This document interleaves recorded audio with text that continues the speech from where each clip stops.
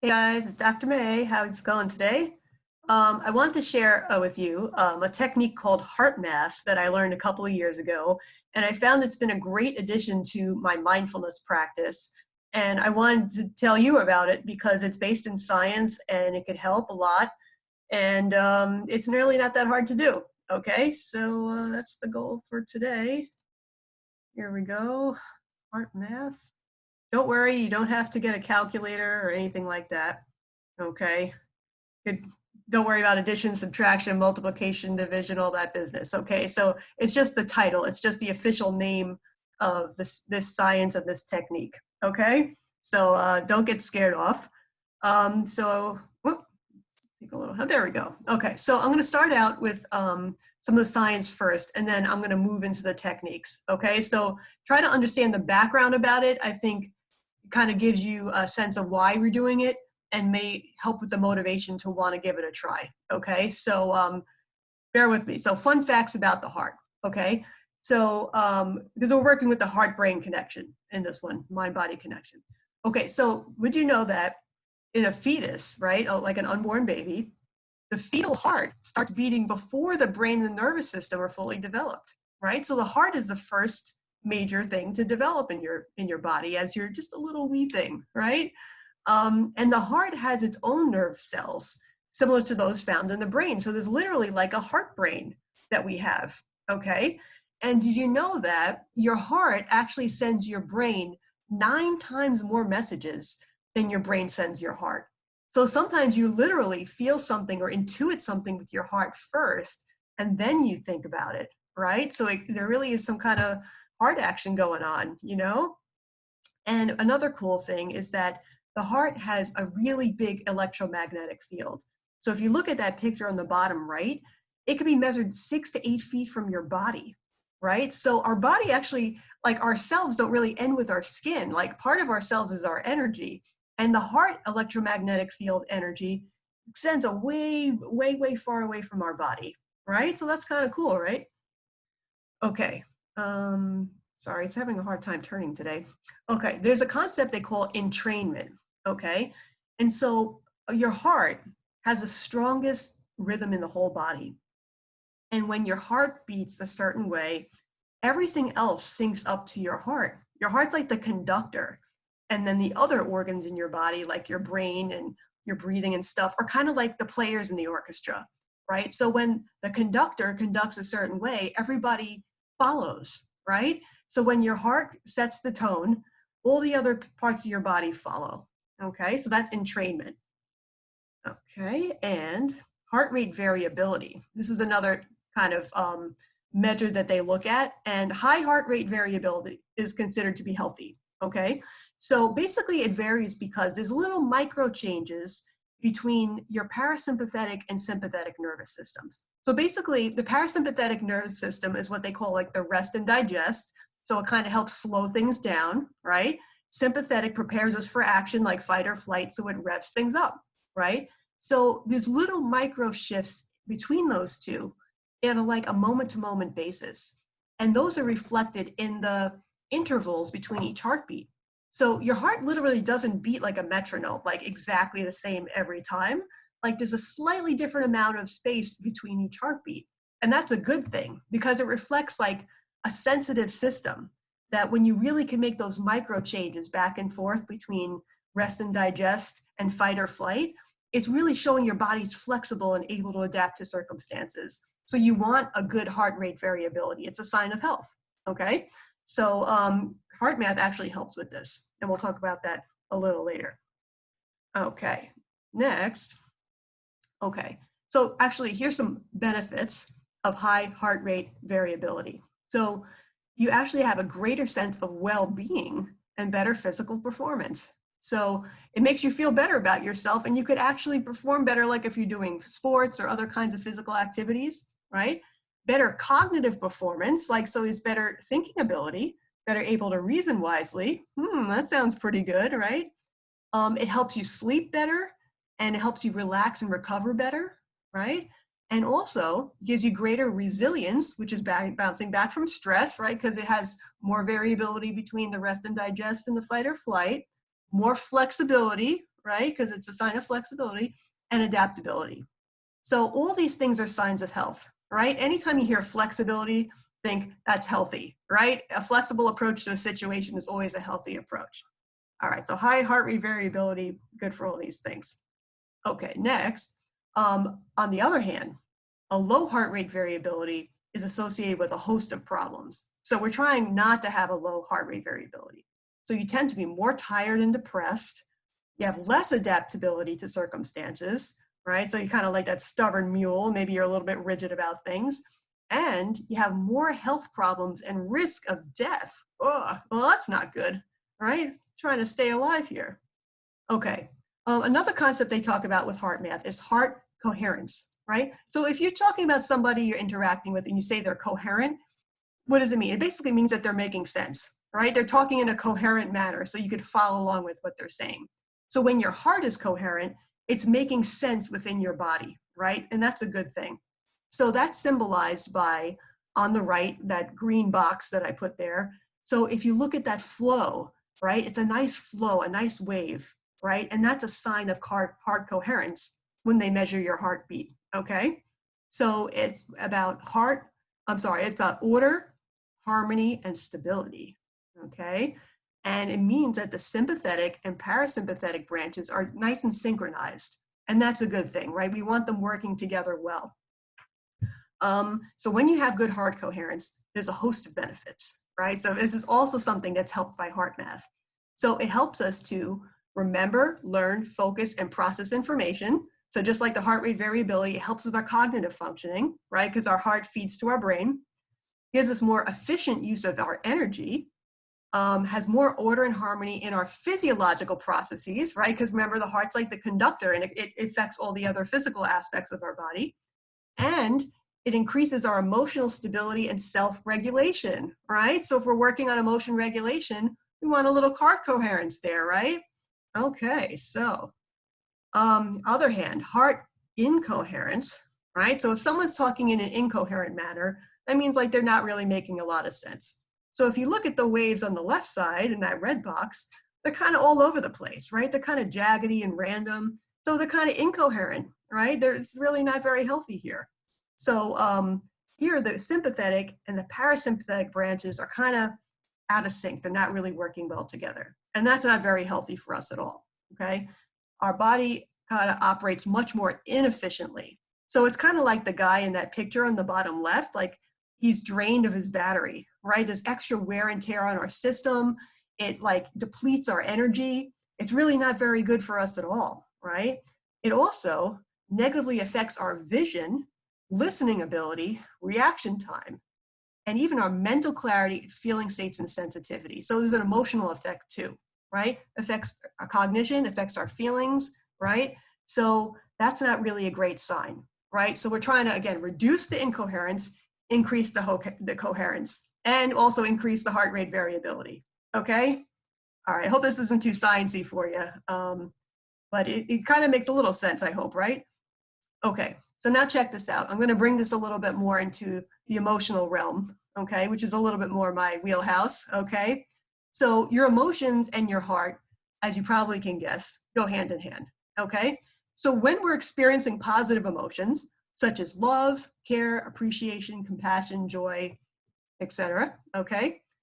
And we breathe and focus on our heart, it creates a positive effect. It improves our heart rate variability and our heart coherence, okay? And it feeds that back to our brain, and then we're more likely to be in a wise mind, right? So what's wise mind all about? We're a little more rational, focused, balanced, clear. We're understanding things better. We're maybe more hopeful and optimistic, right? And all that's a good, healthy sign, right? So if we want to get into wise mind, we need to work on our heart a little bit, okay? Okay, on the other hand, negative emotions and stress, right? So if we're feeling things like anger, frustration, anxiety, you know, and we're kind of run down with stress and things like that. Now, poor heart rate variability and heart incoherence, that feeds back to our brain. And what happens? We can't think so clearly and make wise decisions. Now we're probably an emotional mind. We're not really, you know, using our cognitive resources to the best of our ability. Okay, see how this is all fitting together?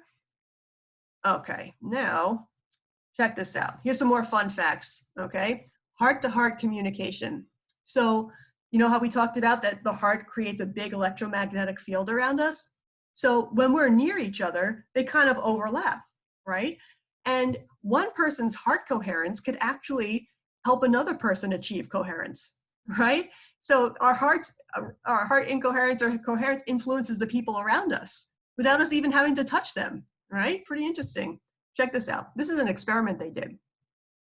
So the three people on the left, top, and right were trained in HeartMath, okay? So they were trained to create on purpose a coherent heart rhythm, okay? Then they bring in a participant in the study who doesn't know anything about HeartMath. So this person sits down, and just by being around the other three people, without knowing anything about HeartMath, this person's heart rate became more coherent, right? So you actually could have that influence on each other because of those overlapping electromagnetic fields. Pretty cool, right? Okay, here's even another cool thing, that humans and animals could affect each other's, heart rate variability and heart coherence, okay? So this boy, Josh, has a dog named Mabel, okay? And Josh was trained in HeartMath, so he knows how to purposely make his heart coherent, okay? So what happened was they started out in separate rooms and they measured each of their, heart coherence. So as you could see on the bottom, so Mabel's and Josh's heart coherence was incoherent, right? It started out kind of jagged, right? Then Josh entered the room with his dog, with Mabel, and he practiced HeartMath, okay? So he made his rhythm more coherent. And just by being with him, Mabel's heart rate became more coherent, okay? And then when Josh left the room, they both became incoherent again, okay? So we could even influence our pets that way. Pretty cool. All right, so how can HeartMath help, okay? So HeartMath, you could actually use it like a mindfulness practice, okay? It's probably very similar to some that you've even done before, but not even thought of it as HeartMath, okay? So it's kind of like meditation-like techniques that are scientifically proven, it's based in science, that improve both heart coherence and heart rate variability, okay? And by doing that, we then could help us regulate our emotions, our cognition, our physical health, and even our relationships. All right, so a lot of good benefits with no side effects at all, okay? Now, I'm gonna go over a few techniques with you briefly. There's a few videos online that go over some of these, but it's a little hard to find. So I just want you to be aware of them. And if you need to screenshot it just to keep it clear for yourself, that's cool. Maybe you could have someone do it with you, or you could bring it to a DBT group or something, but I'll just kind of give you the rundown. Okay, so there's one technique which is the simplest and the easiest, okay? It's called the quick coherence technique. Only takes a few minutes and it creates, the heart rate variability and the heart coherence. I mean, good heart rate variability and heart coherence. So all you have to do is first, kind of slow down, sit down, get your head straight, focus your attention on your heart, right? Just put your mind there, slow down your breath. Imagine breathing through your heart. So imagine your breath here instead of where it usually is. And then just bring up a feeling of care or appreciation. Think about someone or something you love. Bring up those positive feelings. Excuse me. Sorry, my throat's a little dry. Okay, and then you just sit with that for a couple of minutes. And just by doing that, it helps create quick coherence, okay? Sorry, excuse me, I'm a little parched over here. Okay, let's go to the next one. So this one's also pretty simple, only 3 steps. But this one is like a longer practice traditionally. Like they may do this for like 15 minutes or something, but it's very similar to the other one. So they say this helps amplify the power of your heart and strengthen the connection between heart and brain, okay? So you kind of just start the same way. You focus on your heart, you bring up a feeling of care and appreciation or something positive, and then you stay with it for 5 to 15 minutes. Right? So just keep that fresh in your mind for like a while, okay? You gotta lock it in. And then toward the end, kind of like a loving kindness practice, you just send that feeling of love and appreciation out toward others. So imagine people you're sending it out to. So that's the extra little twist on this one. But this one, again, takes longer than the other one. Okay. freeze frame technique. So starts kind of similar, but this one's designed to says help you stop and consult the wisdom of your heart before making a decision so you can act with your wise mind. Okay, so there's some heart intelligence. Remember, it communicates to your brain, right? So I'm going to start the same way. Shift out of your head and focus on your heart. Then you're going to recall some positivity, right? Kind of feel it, bring it back. And now with that positivity there, okay, you start to ask your heart what to do in a challenging situation that you're experiencing now, right? So don't just guess the answer. Don't implant the answer there. Just ask the question and see what arises. So what can I do in this situation to make it different? Or what can I do to minimize stress? And just listen and see what your heart has to say. All right. Sometimes something just pops in your mind, but you didn't fabricate it at all. It just kind of comes to you.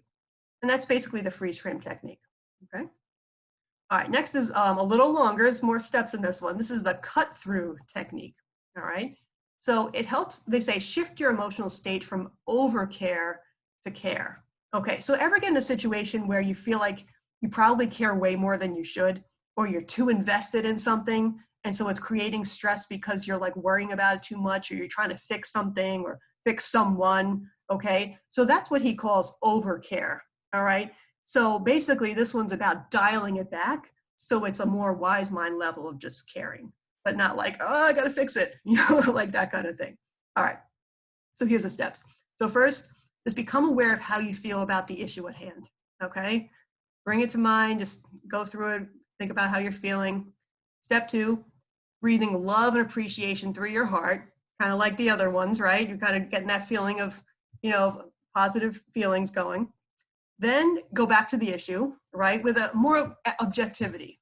All right, so now that we bring up these positive feelings, how could I just, think about it as if it's someone else's problem, not my problem, more in a neutral kind of a way, and try to just stay in that neutral feeling for a little while, okay? And then instead of just being neutral, you're going to layer some compassion on top of that problem, right? So feel compassion toward yourself and the situation and your feelings, and kind of surround it and soak it in with the compassion, okay? And while you're doing that, they say just dissolve the significance of the issue a little at the time. So care a little bit less, right? Get a little less invested as you're surrounding your issue with the compassion, okay? And then, kind of like that other technique we just talked about, ask your heart for guidance about the issue, right? Just ask it the question and see what comes up, okay? So that's basically the cut-through technique. Okay, so here's some resources. Okay, so there's a website called HeartMath.com, and they have a bunch of different stuff on there, including training for professionals and places where you can go to get more HeartMath stuff yourself. Some professionals do it with you and things like that. But you could also do it yourself. And on the right, they actually, I put a screenshot here, they sell a variety of products that you could just do on your own if you really wanted to. It's like a biofeedback thing. You clip something on your earlobe and you hook it up to your smartphone or your device, and it helps to tell you if you're getting coherent or not. And so with that biofeedback, it helps teach you how to do it, okay? So if you really want to get into it, you could try something like that, okay? You don't even necessarily have to see a professional. Or you could just do the practices I'm just telling you about, and you probably could get coherent on your own just doing that. But if you really want to get more serious, you could buy one of these things. I have read the book on the left, The HeartMath Solution, which is one of the earlier books about it that they wrote, the founders wrote, and talk about the whole process and the science and all that kind of stuff. It also talks about the exercises that I just told you about. But there's also a whole bunch of other books about HeartMath too. And the website lists all the books. I just can't personally vouch for them because I only read this one. Okay, so there's these different ways of finding out more. And right now, there's a guy named Roland McCready, and he's now head of the HeartMath Institute. So if you Google him, he has some videos on YouTube where he talks about HeartMath. I mean, there's other people too, but he's the main guy. And, he's pretty interesting to talk to. So you can check him out if you want. All right, so hope that gets your heart going. Okay, gets you a little bit more heartful. Add it to your mindfulness so you can get more coherent, more emotionally regulated, cognitively regulated. Okay, so it's a free technique. It's easy. It's no side effects. Why not? Okay. So I hope you guys have fun with this one and see you soon. All right. Bye now.